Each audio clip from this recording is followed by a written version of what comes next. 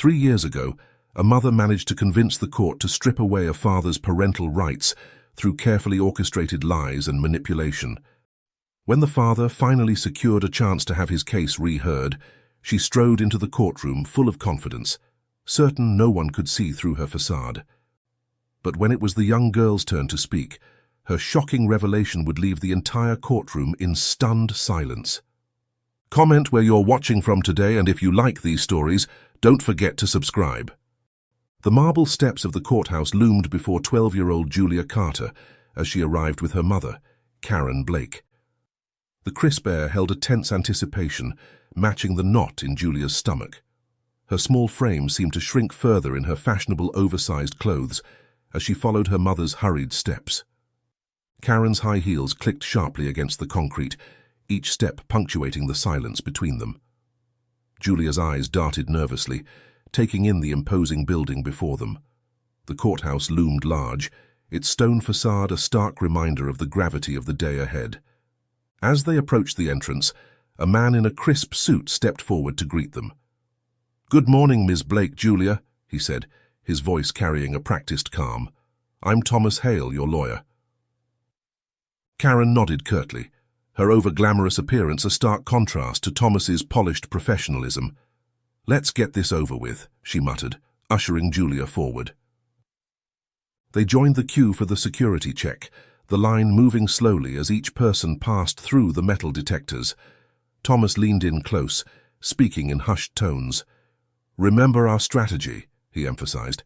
"It's crucial we maintain that Julia's condition stems from her leukemia progression, not neglect." Karen's fingers drummed impatiently against her designer purse. Yes, I know," she hissed. "We've been over this 100 times." As they reached the security checkpoint, Karen placed her bag on the conveyor belt. The security officer's eyes narrowed as he examined the X-ray screen. "Ma'am, I'm going to need to check your bag," he said firmly. Karen's face flushed as the officer reached into her purse and pulled out a small flask. "I'm sorry, but you can't bring this into the courthouse," he stated, confiscating the item. Thomas's jaw tightened, but he remained silent as they passed through the body scanner. Once clear of security, he pulled Karen aside, his voice low and urgent. "What were you thinking bringing alcohol to court?" Karen's eyes flashed defensively. "I just forgot to take it out of my bag, that's all," she snapped. Thomas pinched the bridge of his nose, exhaling slowly. "And your outfit. Karen, we talked about this. The luxury bag, the flashy clothes, it doesn't create the image of a modest mother we're aiming for." Karen lifted her chin defiantly. "I don't feel like being modest today. My husband is a rich man, and if I dressed modest, I'd look poor. That won't help us win today." Thomas shook his head, frustration evident in his voice. "It's not about looking rich or poor. It's about appearing composed and humble before Judge William Hardy. He's known for his meticulous attention to detail and years of expertise in family court. We need to make the right impression." Karen rolled her eyes but said nothing. Instead, she turned to Julia, her voice sharp. "Did you listen to what Mr. Thomas just said? Be a good girl and stay quiet.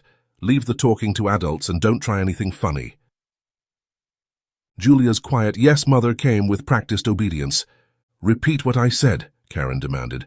Julia's voice was barely above a whisper as she complied. "Stay quiet and leave all talking to the adults. When called to testify, I should say we've complied with all the treatment." As Karen engaged in further discussion with Thomas over the paperwork, Julia's attention wandered. Her eyes scanned the bustling courthouse hallway, taking in the stern-faced lawyers and nervous clients. Suddenly, her gaze locked onto a familiar figure entering from the opposite side of the hall. It was her father, Jonathan Carter. His appearance, neat suit, well-groomed hair, freshly shaved face, spoke of careful preparation for this day. He was deep in conversation with a woman Julia assumed was his lawyer, but as if sensing her gaze, Jonathan's eyes met hers. For a moment, the world seemed to stand still. Julia's face brightened, a genuine smile breaking through her anxiety. She raised her hand in a small wave, and her father's face softened. He returned her smile and wave, pausing mid-sentence in his conversation. As Karen and Thomas delved deeper into their legal discussion, their voices fading into the background noise of the courthouse, Julia found herself drawn to her father's presence across the hall. She glanced up at her mother, confirming that Karen was thoroughly distracted, her back turned to where Jonathan stood. Julia's heart raced as she made a split-second decision. Taking advantage of her mother's inattention, she silently slipped away, her small frame easily maneuvering through the crowd of adults.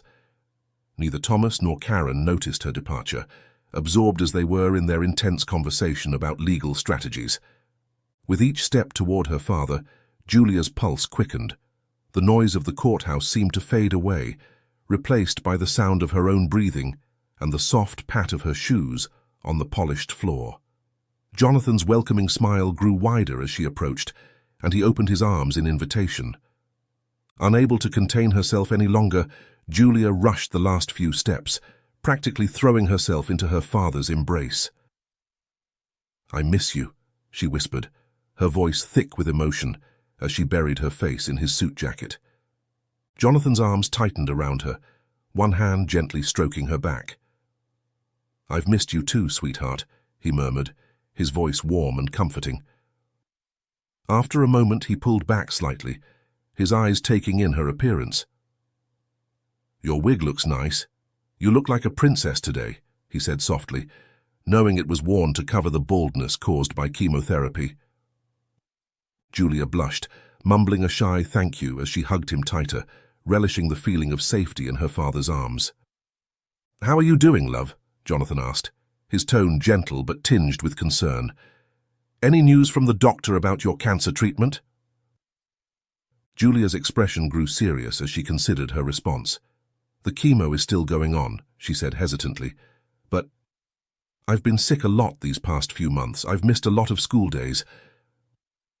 Her voice dropped to a whisper. "Mom gets angry when I can't go to school." Jonathan's brow furrowed at this information. "And how's your mother doing?" he asked carefully. Julia hesitated again, her eyes darting nervously to where Karen stood, still deep in conversation with Thomas. "She's okay, I guess," Julia said slowly. "But she looks sleepy all the time.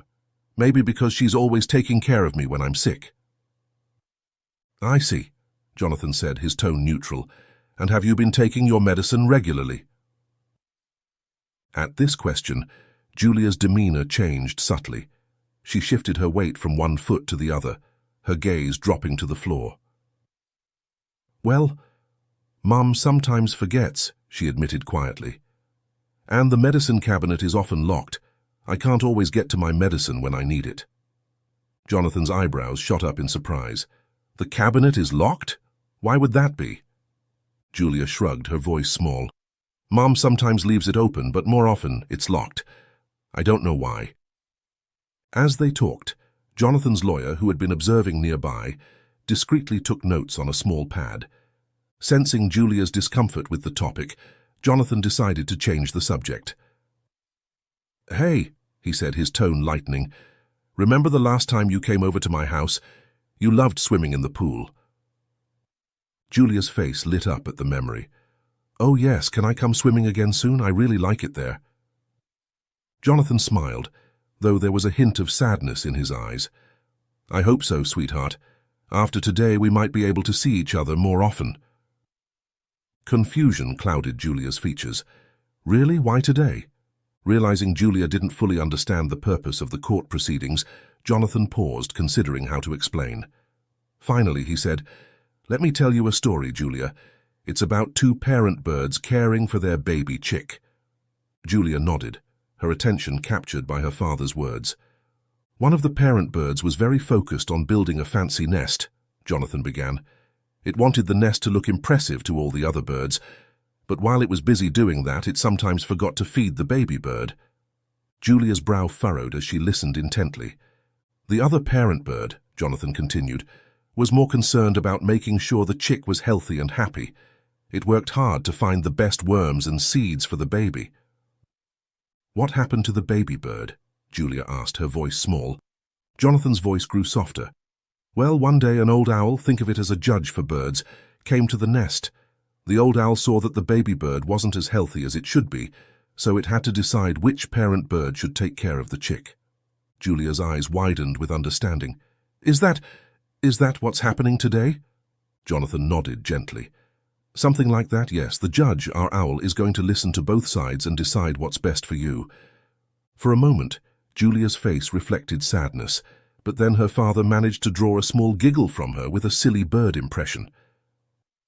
The laughter faded quickly, though, as Julia glanced back toward her mother. Dad, she said hesitantly, Mom says you're always working, that you won't have time for me if...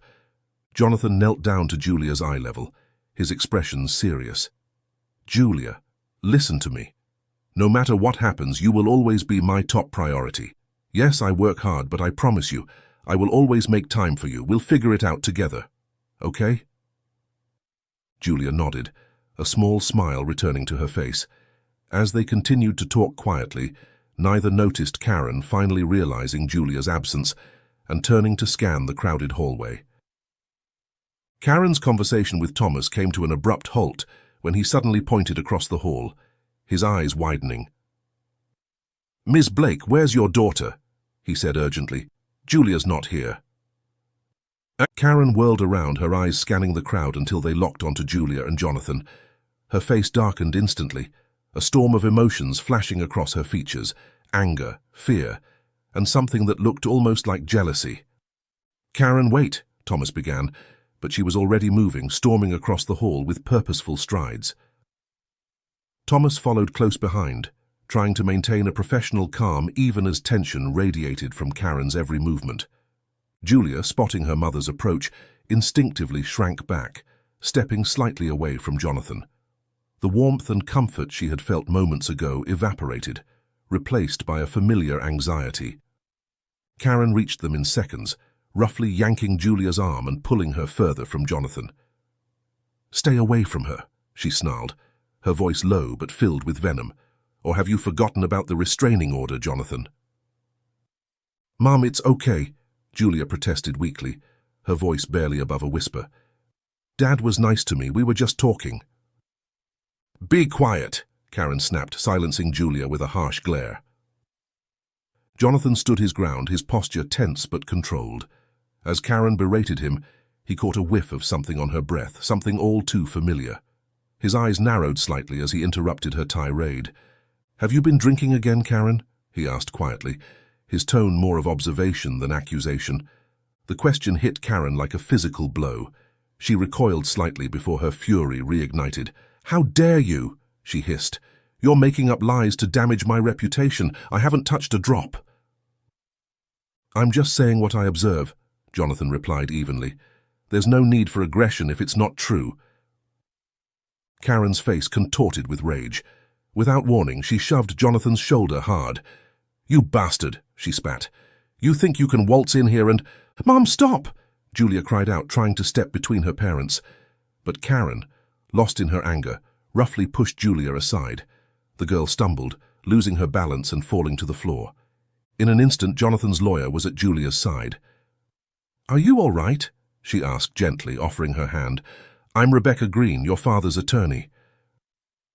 Julia nodded mutely, accepting Rebecca's help to stand as Thomas struggled to restrain Karen, whose shouting had drawn the attention of everyone nearby. "You stay away from my daughter!" Karen yelled, her composure completely shattered. "You lost your rights. You have no business being near her." Court security officers quickly approached, intervening to separate Karen and Jonathan. As they created a buffer between the two, Karen threw out one last reminder, her voice carrying through the hall. "He has a restraining order. He's not allowed near Julia." Jonathan maintained his composure, straightening his suit as the officers ushered him a few steps back. His voice was firm and controlled as he responded, "Let's see about that today. See you inside, Karen." As the security officers worked to calm the situation, Thomas managed to guide Karen back toward their side of the hallway, speaking to her in urgent, hushed tones.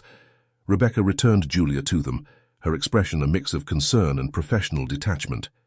Julia stood between Thomas and Karen, her shoulders hunched and her eyes downcast. The excitement and comfort she had felt with her father had been replaced by a familiar sense of dread. As they waited for the courtroom to open, she couldn't help but steal glances at Jonathan, who stood with Rebecca, their heads bent in serious conversation.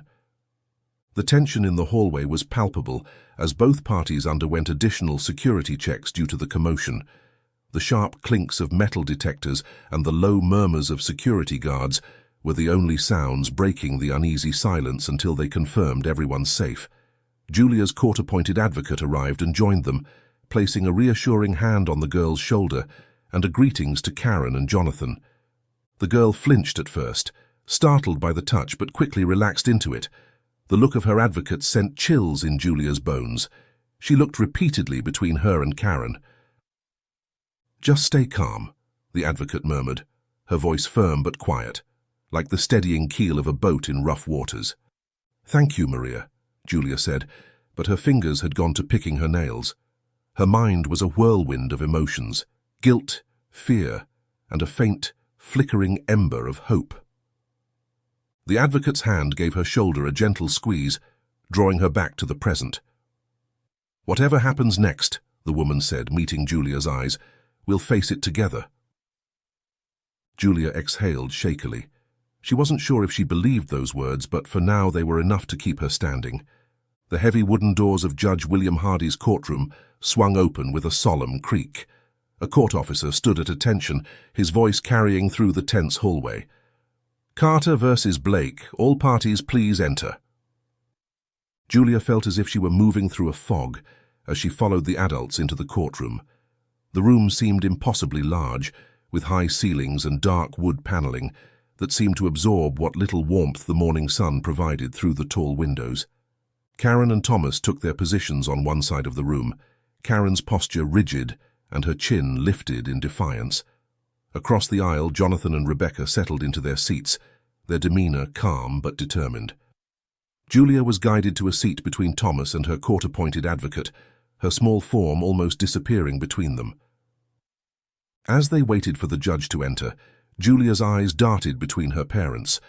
Karen sat stiffly, her fingers drumming an impatient rhythm on the table. Jonathan, catching Julia's gaze, offered a small, reassuring smile that she hesitantly returned before quickly looking down at her lap. A hush fell over the room as the bailiff's voice rang out. "All rise, the Honourable Judge William Hardy presiding." Judge Hardy entered the courtroom, his measured steps and observant gaze speaking to his years of experience in family court. As he took his seat, his eyes swept over the assembled parties, lingering for a moment on Julia's small figure. "Be seated," he instructed, his voice firm but not unkind. As everyone settled, he continued, "We are here today in the matter of Carter versus Blake, a petition to modify custody arrangements for the minor child, Julia Carter. Before we begin, I want to remind everyone that the purpose of these proceedings is to determine what is in the best interest of the child. I expect all parties to conduct themselves accordingly." He paused, allowing his words to sink in before addressing the lawyers. "Councillors, are you prepared to proceed?" Both Thomas and Rebecca confirmed they were ready. "Very well," Judge Hardy nodded. "For the record, let's establish some context. Mr. Jonathan Carter and Ms. Karen Blake divorced 3 years ago, with Ms. Blake being awarded full custody of their daughter, Julia. Mr. Carter's visitation rights were severely restricted due to allegations of abuse and emotional instability. Is this correct?" "Yes, Your Honor," Rebecca confirmed. "And now Mr. Carter is petitioning the court to reopen the custody case and revoke Ms. Blake's parental rights based on new evidence. Is that correct?" "That's correct, Your Honor," Rebecca stated. "We have uncovered substantial evidence of neglect regarding Julia's cancer treatment and misuse of child support funds. Additionally, Mr. Carter's observations during limited supervised visits have revealed signs of neglect, including frequent, unexplained illnesses and injuries." Judge Hardy nodded, his expression neutral. "I see, and Ms. Blake denies these allegations?"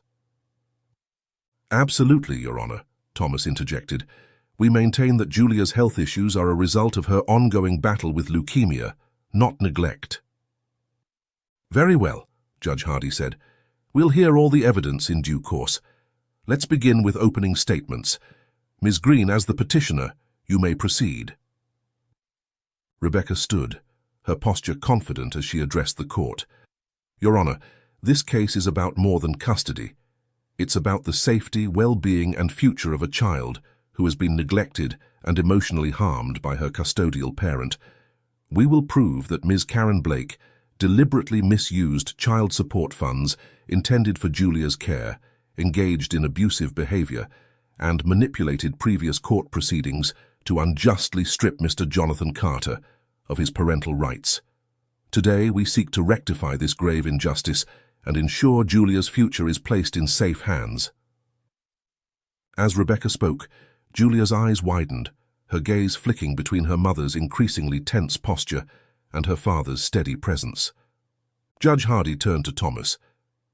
"Mr. Hale, your opening statement." Thomas rose, straightening his tie. "Your Honor, Ms. Karen Blake has always acted in Julia's best interest. Mr. Carter's accusations are baseless and an attempt to regain control over a family dynamic that has already been resolved in this court. We will demonstrate that Julia's health challenges are a result of her ongoing battle with leukemia, not neglect. Ms. Blake has been a devoted mother, navigating the difficulties of single parenthood while caring for a seriously ill child. Mr. Carter's petition is nothing more than an attempt to use his financial advantage to malign Ms. Blake and disrupt the stability Julia has under her mother's care." As Thomas spoke, Karen nodded emphatically, while Jonathan's jaw tightened almost imperceptibly. Julia, caught between them, seemed to shrink further into her seat. Judge Hardy's expression remained impassive as he absorbed both perspectives, though his eyes occasionally drifted to Julia's small figure at the table. "Thank you, counsellors," he said as Thomas concluded. "We'll now proceed with the presentation of evidence. Ms. Green, you may call your first witness." The tension in the courtroom was palpable as Rebecca stood once more, ready to present their case. Julia's hands twisted nervously in her lap, her young mind struggling to comprehend the gravity of the proceedings that would determine her future. Rebecca Green stood confidently before the court, her voice clear and steady. "Your Honor, I'd like to call our first witness, Mr. Daniel Forrester, a certified forensic accountant." As Mr. Forrester took the stand and was sworn in, Julia noticed her mother's posture stiffen, her knuckles whitening as she gripped the edge of the table. "Mr. Forrester," Rebecca began, "could you please explain to the court what you found when examining the financial records related to Julia Carter's care?" The accountant nodded, his demeanor professional and detached. "Certainly. Upon thorough examination of bank statements, credit card records, and other financial documents obtained through subpoena, I discovered a disturbing pattern of misuse regarding the child support funds provided by Mr. Carter." He proceeded to present a series of spreadsheets and bank statements on a large screen, visible to the entire court. "As you can see here," he pointed, "thousands of dollars meant for Julia's care were instead diverted to Ms. Blake's personal expenses. These include luxury clothing purchases, high-end alcohol, and several vacations, none of which included Julia." Karen's face flushed red as the evidence was presented, her lawyer leaning in to whisper urgently in her ear. "Furthermore," Mr. Forrester continued, "I found numerous instances where Julia's medical bills were paid late or by third parties, despite Mr. Carter providing ample funds for her care." As the financial evidence mounted, Julia sank lower in her seat, her eyes darting nervously between her parents. Jonathan's face remained stoic, but his eyes reflected a mix of anger and sadness as he listened to the details of how the money meant for his daughter's care had been misused. After the accountant's testimony, Rebecca called Julia's court-appointed advocate to the stand. The advocate, a kind-faced woman named Maria Thompson, took her seat, her eyes briefly meeting Julia's with a reassuring smile. "Miss Thompson," Rebecca began, "could you please share with the court your findings from your interviews with Julia?" Maria's voice was gentle but firm as she spoke. "In my conversations with Julia, several concerning patterns emerged. She described being left alone at home for extended periods, often missing meals. Julia also exhibited fearful behavior when discussing her mother's mood swings, particularly after Karen had been drinking." At this, Karen made a small noise of protest, quickly silenced by Thomas's warning glance. Maria continued, her voice growing strained. What troubled me most were Julia's descriptions of violent outbursts. In one instance, she told me about being given a time out, where she was locked in a room an entire day without food after accidentally spilling milk. This occurred while her mother was drinking at the dining table. Julia's small frame seemed to collapse in on itself as these details were shared, her eyes fixed firmly on her lap. Jonathan's fists clenched under the table, his jaw tight with suppressed emotion. Next, Rebecca called Jonathan's private investigator to the stand. The investigator presented a series of photographs and video clips, each one seeming to land like a physical blow to Karen's composure. These images, the investigator explained, show Ms. Blake frequenting bars during times she claimed to be at Julia's medical appointments. He switched to another set of photos, and here we have security footage showing Julia left alone at home for hours at a time. As the evidence continued to mount, Karen's demeanor shifted from defiant to increasingly agitated. She rolled her eyes, huffed out long breaths, and clenched her jaw, each piece of evidence seeming to chip away at her facade. The procession of witnesses continued with Julia's psychologist and school counselor. They detailed Karen's pattern of missing crucial therapy appointments and Julia's increasing withdrawal from her peers. The school counselor's testimony was particularly poignant. There were times, she said, her voice soft with concern, when Julia hinted at her mother becoming scary. But she always quickly took it back, as if afraid of the consequences of speaking out. Throughout these testimonies, Julia remained silent, her eyes downcast. But with each revelation she seemed to curl further into herself, as if trying to disappear from the weight of the truths being spoken. As the morning wore on, and the evidence against Karen continued to accumulate, the atmosphere in the courtroom grew increasingly tense. Julia, caught in the middle of this adult storm, looked smaller and more vulnerable with each passing moment, the weight of the proceedings visibly heavy on her young shoulders. As contradictions in Karen's story mounted, her agitation became increasingly visible. Her leg bounced nervously under the table, and her eyes darted around the courtroom, a cornered animal searching for escape. Finally, unable to contain herself any longer, Karen stood abruptly, her chair scraping loudly against the floor. "This is ridiculous," she shouted, her face flushed with anger. "You're all conspiring against me. Jonathan and his fancy lawyer have been stalking me, making up lies." The courtroom erupted into chaos. Thomas tried to calm Karen, while Jonathan half rose from his seat, only to be restrained by Rebecca's steady hand on his arm. Judge Hardy's gavel came down with a resounding crack. "Order," he commanded, his voice cutting through the din. "This court will take a 20-minute recess. Counsel, ensure your clients are prepared to continue in an orderly fashion when we reconvene." As the judge left the bench, Karen stood up and Julia followed her outside the room for a breath of fresh air. Outside, Karen took out her cigarette with shaking hands, and she turned to Julia. "Wait here, don't follow me," she said, then strode away, leaving her daughter alone and bewildered. Jonathan stepped out of the courtroom and watched as Julia sat alone on the floor in the corridor, her small frame seeming to shrink even further in the large hallway. After a moment's hesitation, he approached her carefully, mindful of the restraining order but unable to bear seeing his daughter so isolated. He knelt beside her, their eyes meeting in a moment of shared understanding. "I'm sorry I haven't been there," he whispered, his voice thick with emotion, "but I promise no matter what happens today, I'll make it right." Julia's eyes welled with tears. "It's hard," she whispered back, "but I'm trying to be strong." Jonathan's heart ached at her words. He wanted nothing more than to wrap her in his arms, to shield her from the harsh realities of the courtroom. Instead, he kept his voice low and gentle. "You're doing so well, sweetheart. I know this is difficult, but you're so brave."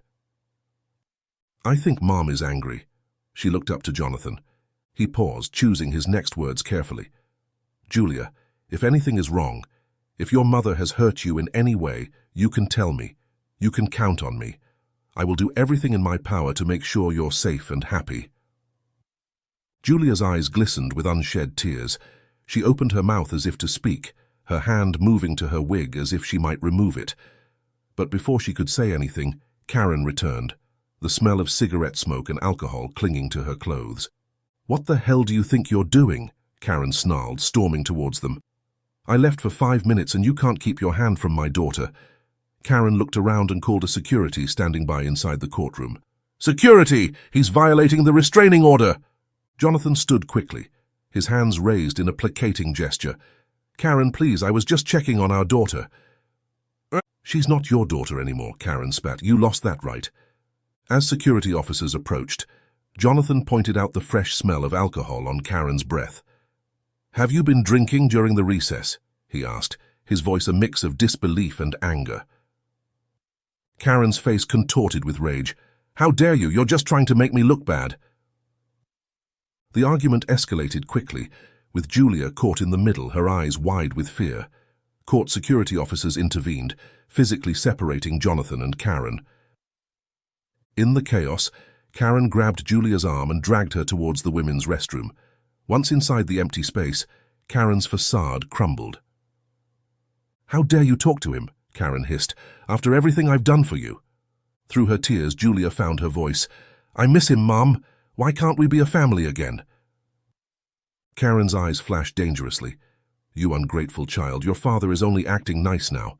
Once you live with him, he'll show his true colors. He's a businessman, always working. He won't have time for a stupid, ugly child like you." Julia, pushed beyond her breaking point, spoke up. "Even if Dad's always working, it would be better than being hit and mocked every day." She looked at her mother in the eyes. "Dad was right, you were drinking again. I can smell it too." The words had barely left her mouth when Karen's hand connected with her cheek, leaving an angry red mark. "Listen to me. What you said to your advocate is bad enough already. If you do anything funny in that courtroom," Karen threatened, her voice low and dangerous, "I'll make sure you never see either of us again. Now wash your face and hide those red marks with powder, then fix that sad look. We're going back in." As Julia obediently washed her face, her mother's threat echoing in her ears, she caught a glimpse of herself in the mirror. The girl staring back at her looked lost and afraid, a far cry from the happy child she once was.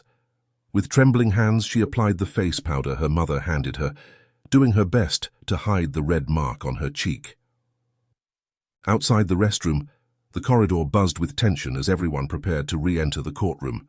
Julia's steps were heavy as she followed her mother, the weight of secrets and fears pressing down on her small shoulders. Back into the courtroom, Julia's eyes met her father's across the room. He has returned to his seat. When Julia almost reached her table, she saw him discreetly signed, "I love you, my girl," in their special sign language. A faint smile touched Julia's lips as she remembered the nights he had spent teaching her to communicate with her deaf best friend at school. It was a small gesture, but it brought a flicker of warmth to her heart. Judge Hardy returned to the bench, announcing that court is resumed, his gaze sweeping over the assembled parties before settling on Julia. His expression softened slightly as he addressed her directly. "Julia," he said, his voice gentle but firm, "I'd like to hear from you now. I know this might be scary, but this courtroom is a safe place for you to share your truth. Can you tell us about your life at home?" Julia hesitated, her eyes darting between her mother's stern expression and her father's encouraging nod. She could feel the throbbing pain on her cheek where her mother had struck her, partially concealed by makeup. Her mother's threats from the bathroom echoed in her mind, warring with her father's promise of safety. "It's okay, Julia," Judge Hardy reassured her. "Take your time. And remember, if anyone has made any threats to keep you from telling the truth, you can tell me about that too." Julia's gaze fell to her lap, her small hands twisting nervously. She thought about her mother's words, that her father would neglect her too and wouldn't have time for her. But then she remembered the warmth in his eyes, the gentleness of his touch, and the way he had always made time for her before the divorce. She looked up, her eyes meeting her father's. He smiled softly, blinking in the gentlest way she knew, a silent encouragement. In that moment, Julia made her decision. With trembling hands, she reached for her wig. The courtroom fell silent, all eyes on her as she slowly removed it. Audible gasps filled the room as her bald head was revealed, marked with bruises and partially healed wounds. Jonathan half rose from his seat, a strangled sound escaping his throat. Only Rebecca's steady hand on his arm kept him from rushing to Julia's side. Through her tears, Julia began to speak, her voice small but growing stronger with each word. "Mom drinks a lot," she said, her eyes fixed on Judge Hardy. "When she's drunk, she gets angry. She hits me, sometimes with her hands, sometimes with things like shoes or the TV remote." Karen stood up abruptly. "She's lying," she shouted. "Those marks are from a fight at school." Judge Hardy banged his gavel. "Ms. Blake, sit down immediately. Julia, please continue." Julia nodded, her voice growing a little stronger. "Mom often forgets my medicine. The cabinet is usually locked and I can't get to it when I need it. She rarely takes me to therapy anymore. The house isn't clean and I get sick a lot after my chemotherapy. Mom doesn't help me take care of the wounds and sometimes they get infected." She paused, her lower lip trembling. "She calls me ugly because of how I look after chemo. She says the wig is the only thing that makes me not embarrassing to be seen with." The courtroom was deathly silent as Julia spoke, the weight of her words hanging heavy in the air. Jonathan's face was a mask of anguish, while Karen sat rigid in her seat, her expression a mix of fury and fear. "Your Honor," Julia said, her voice barely above a whisper, "I'm scared to go home with my mom. She hurts me and she doesn't take care of me when I'm sick. She even hit me in the restroom earlier during the recess. Please arrest her. I want to live with my dad." The courtroom erupted into a flurry of whispers. Judge Hardy quickly called for order, his gavel ringing out sharply. "Thank you for your bravery, Julia," he said, his voice gentle but firm. "You've done the right thing by telling us the truth." Julia nodded, tears streaming down her face as she carefully replaced her wig. She avoided looking at her mother, instead seeking out her father's gaze. The love and pain in his eyes gave her a small measure of comfort amidst the storm of emotions. Following Julia's heartbreaking testimony, Rebecca Green stood, her composure professional despite the emotional weight of the moment. "Your Honor, in light of Julia's statement, I'd like to present additional medical documentation that corroborates her account." Judge Hardy nodded. "Proceed, Ms. Green." Rebecca approached the bench with a thick folder. "These are Julia's complete medical records, including those from her oncologist, general practitioner, and the school nurse. They show a clear pattern of missed appointments and untreated infections." As Rebecca spoke, images appeared on the courtroom screen. X-rays and photographs detailed injuries that aligned with Julia's testimony. The school nurse's meticulous notes documented unexplained bruises and cuts, along with Julia's frequent absences and illnesses. "As you can see, Your Honor," Rebecca continued, "these injuries and illnesses go far beyond what we would expect from Julia's leukemia treatments. They paint a clear picture of neglect and abuse." Karen's face had lost all color, her eyes darting between the damning images on the screen and her daughter's small form. Thomas leaned in, whispering urgently in her ear, but she seemed beyond hearing. Rebecca then turned to address the court, her voice steady and clear. "Your Honor, we would now like to present evidence of Ms. Blake's manipulation in the previous custody hearing.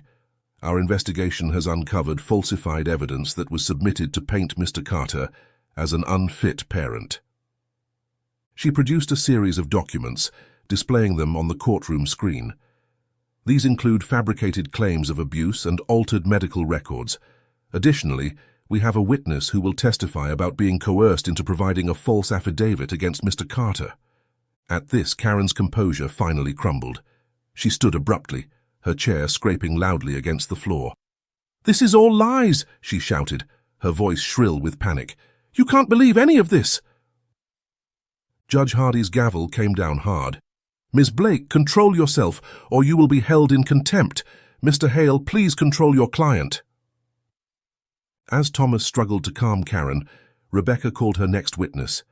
A nervous-looking man in his early 40s took the stand, identified as Michael Dawson, a former acquaintance of Karen's.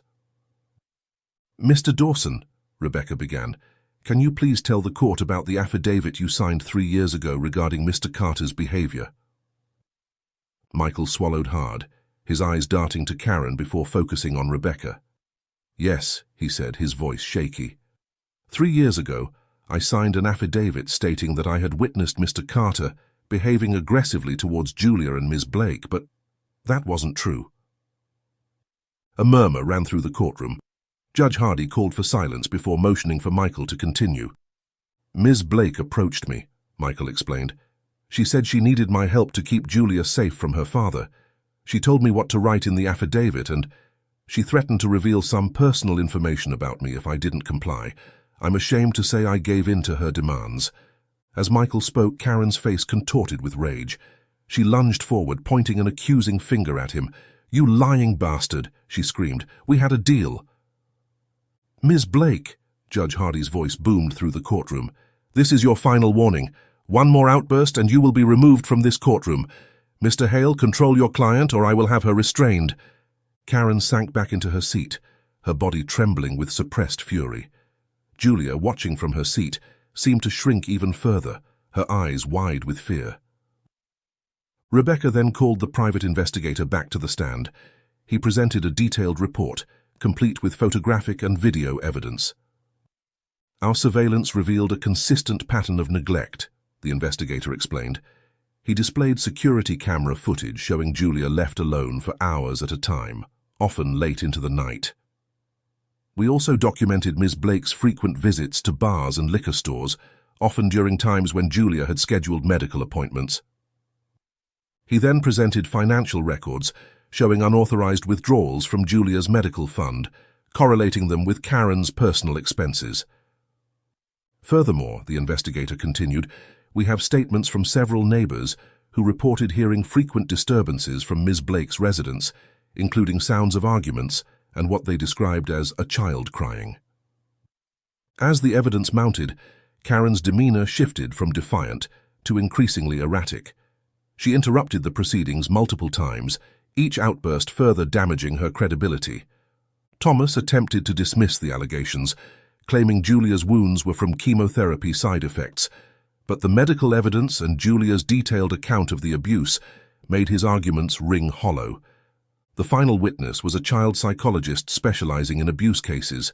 She testified about the patterns of manipulation and fear evident in Julia's behavior. "Julia exhibits classic signs of long-term emotional and physical abuse," the psychologist explained. "Her fear of speaking out, her tendency to protect her abuser, and her physical symptoms all point to a deeply traumatic home environment. The constant threat of violence, combined with the neglect of her medical needs, has created a situation of extreme stress that is severely impacting Julia's ability to focus on healing from her cancer." Throughout this parade of damning testimony, Julia sat quietly, her eyes often downcast. But occasionally she would glance at her father, drawing strength from his steady, supportive presence. As the morning wore on, the weight of evidence against Karen became overwhelming. The courtroom atmosphere grew heavy with the realization of the extent of Julia's suffering and the gross miscarriage of justice that had occurred in the previous custody hearing. As the last witness stepped down, Judge Hardy called for a brief recess before closing arguments. The tension in the courtroom was palpable as everyone filed out, Julia's small form flanked protectively by her court-appointed advocate. When the court reconvened, Rebecca stood to deliver her closing argument. Her composure was steady, her voice clear and compelling as she addressed the court. "Your Honor," she began, "over the course of these proceedings, we have presented overwhelming evidence of Ms. Blake's systematic abuse and neglect of her daughter, Julia. The financial records clearly show misuse of child support funds meant for Julia's care. Medical evidence and expert testimony have painted a disturbing picture of physical abuse and medical neglect." Rebecca paused, allowing her words to sink in before continuing. "We've heard from Julia herself, bravely sharing her experiences of fear, pain, and neglect. We've seen evidence of Ms. Blake's manipulation of previous court proceedings, unjustly stripping Mr. Carter of his parental rights based on false accusations." She turned slightly, gesturing towards Jonathan. "Mr. Carter has demonstrated his commitment to Julia's well-being, initiating this investigation out of genuine concern for his daughter's safety. He has the resources, stability, and loving home environment that Julia desperately needs, especially as she continues her battle with leukemia." Rebecca's voice grew more impassioned as she concluded, "Your Honor, It is clear that Julia's current living situation is not just unsuitable, but actively dangerous to her physical and emotional well-being. We ask the court to grant full custody to Mr. Carter immediately for Julia's safety and to give her the best possible chance at recovery, both from her illness and the trauma she has endured. As Rebecca took her seat, Karen's lawyer Thomas rose for his closing argument. His demeanor was noticeably less confident than at the start of the proceedings. "Your Honor," Thomas began, his voice strained, "while the evidence presented today is troubling, we must remember that raising a child with a serious illness like leukemia is an enormous challenge. Ms. Blake has been Julia's primary caregiver throughout her illness, navigating the complexities of her medical care while also managing the household." He paused, seeming to search for words. "We acknowledge that there have been lapses in judgment, but these should be viewed in the context of the immense stress Ms. Blake has been under. We ask the court to consider mandated counseling and support services rather than a change in custody, which would be yet another upheaval in Julia's life." As Thomas spoke, Karen's agitation grew visibly. She fidgeted in her seat, her eyes darting around the courtroom. When Thomas concluded his argument, she suddenly stood up. "This is all lies," she shouted, her voice shrill. "Julia is mine. Jonathan can't have her." Judge Hardy's gavel came down hard. "Ms. Blake, sit down immediately or you will be removed from this courtroom." Karen sank back into her seat, her body trembling with barely contained rage. Julia, watching from her seat, seemed to shrink even further, her eyes wide with fear. Judge Hardy's expression was grave as he addressed the court. "In light of the extensive evidence presented today, I will be taking a short recess to consider my verdict. We will reconvene in 30 minutes. As the judge left the bench, the courtroom buzzed with tense whispers. Jonathan conferred quietly with Rebecca, while Karen argued with Thomas in harsh, angry whispers. Julia sat alone with her advocate, clutching her wig and stealing glances at her father. The 30-minute recess felt like an eternity to all involved. When Judge Hardy finally returned to the bench, the courtroom fell into a hushed silence, all eyes fixed on him as he prepared to deliver his verdict. "After careful consideration of all the evidence presented today, I am ready to deliver my verdict," Judge Hardy began, his voice carrying clear authority.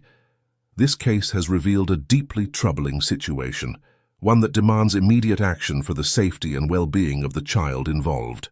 He paused, his gaze sweeping across the courtroom before continuing. "First, I want to address the evidence of Ms. Blake's persistent abuse and neglect. The financial records clearly show a pattern of misusing funds intended for Julia's care.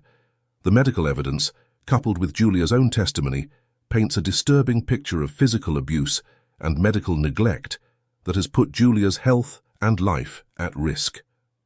Karen's face paled as the judge spoke, while Jonathan leaned forward, his expression a mix of hope and concern.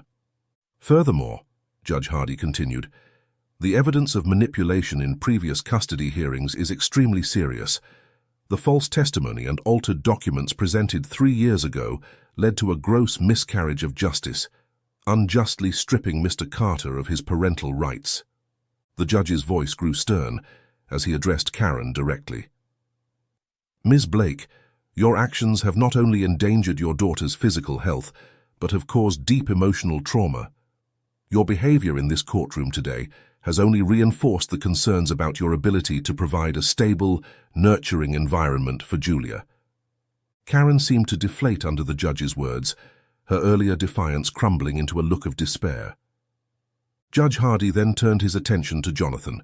"Mr. Carter, while you were wrongly deprived of your parental rights, you have demonstrated a commitment to Julia's well-being by initiating this investigation and seeking to rectify the situation." Taking a deep breath, Judge Hardy delivered his ruling. "In light of all the evidence presented, I hereby order the immediate transfer of full custody of Julia Carter to her father, Jonathan Carter." A collective gasp went through the courtroom. Julia's eyes widened, her gaze darting between her parents. The judge continued, "Ms. Blake, you are hereby ordered to undergo a comprehensive psychological evaluation. You will also be required to enter an alcohol rehabilitation program, Until these programs are completed and a thorough review is conducted, your visitation rights will be restricted to supervised visits only.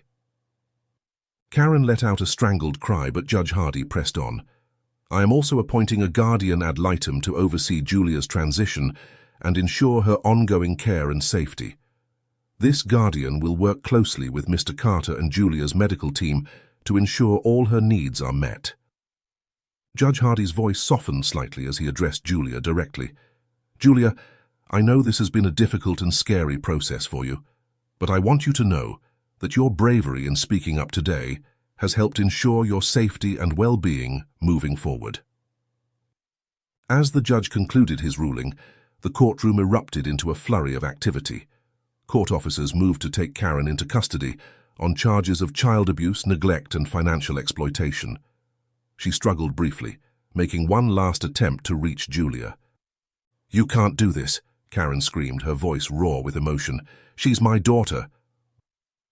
Julia's advocate quickly moved to shield her from Karen's outburst. Jonathan, with tears in his eyes, approached Julia cautiously, kneeling down to her eye level. It's over, sweetheart, he said softly, opening his arms. You're safe now. Julia hesitated for just a moment before rushing into her father's embrace. They clung to each other, both crying quietly as the courtroom slowly emptied around them. It was a moment of profound relief and the beginning of a long journey of healing for both father and daughter. As the initial shock of the verdict began to subside, the courtroom buzzed with activity. Jonathan, still holding Julia close, began to move through the room, expressing his gratitude to those who had helped uncover the truth and bring justice for his daughter. He approached Rebecca first, shaking her hand warmly. Thank you, he said, his voice thick with emotion.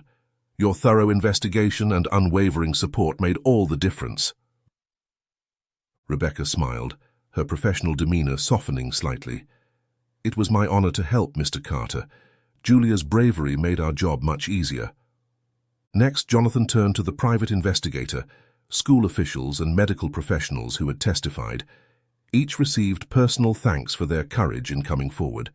The child psychologist who had testified about Julia's trauma approached, offering her card.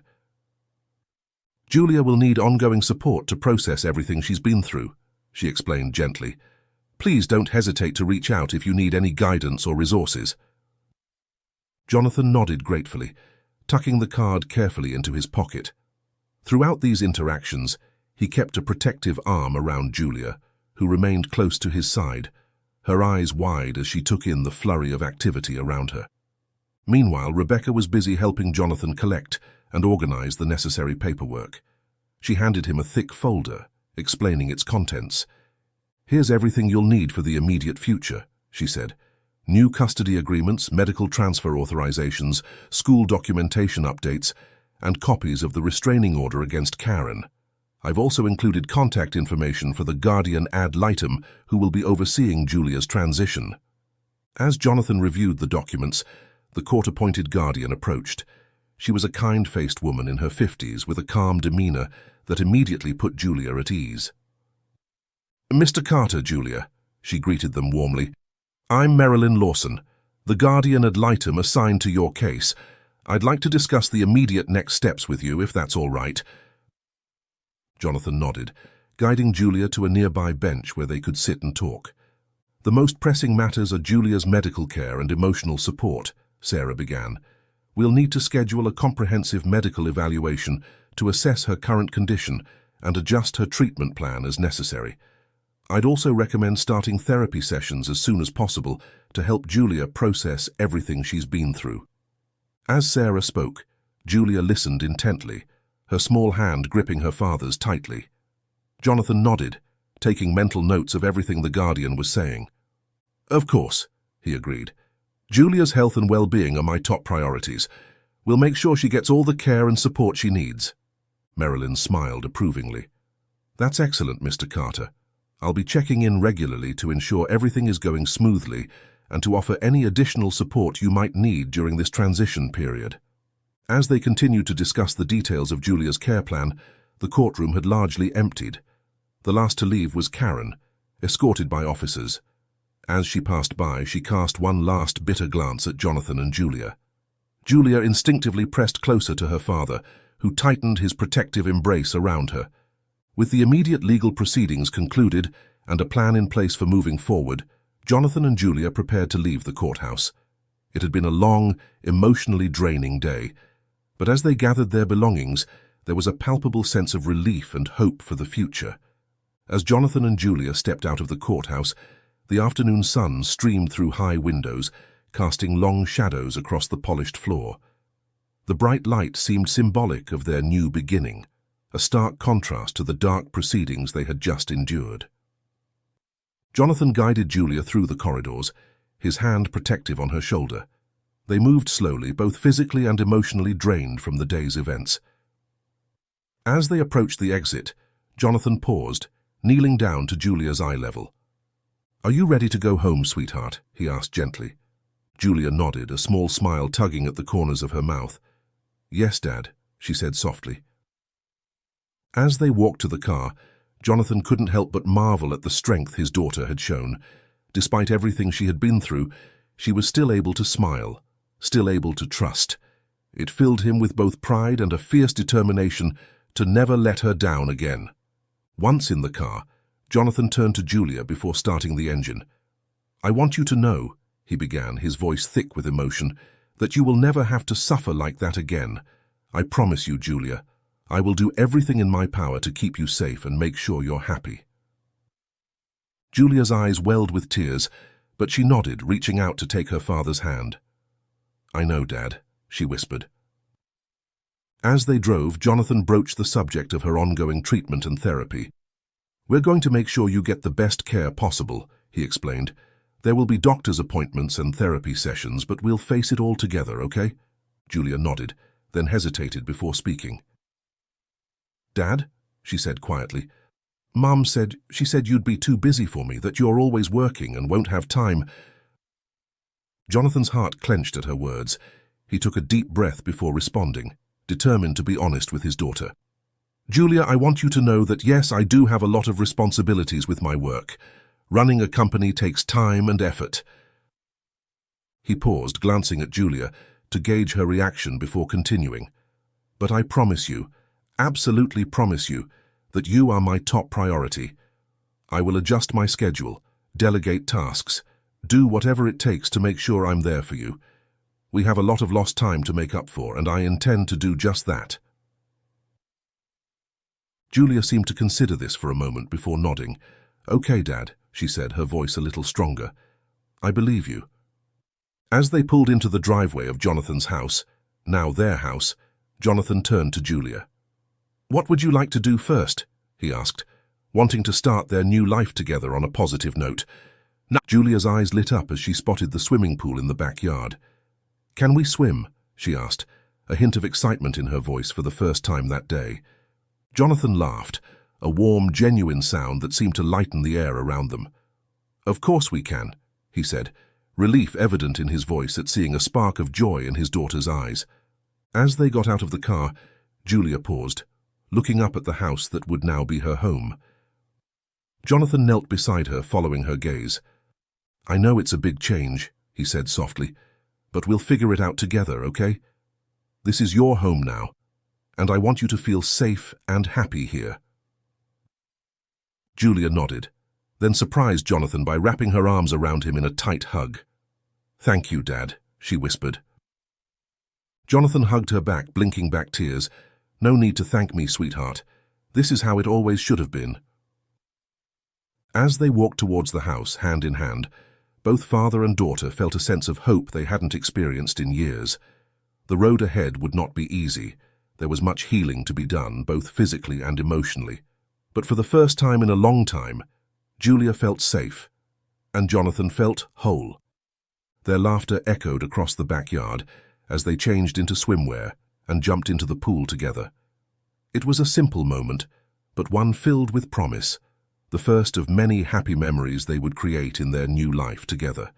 As the sun began to set, casting a warm glow over the water, both Julia and Jonathan knew that while the journey ahead might be challenging, they would face it together, stronger for having found their way back to each other.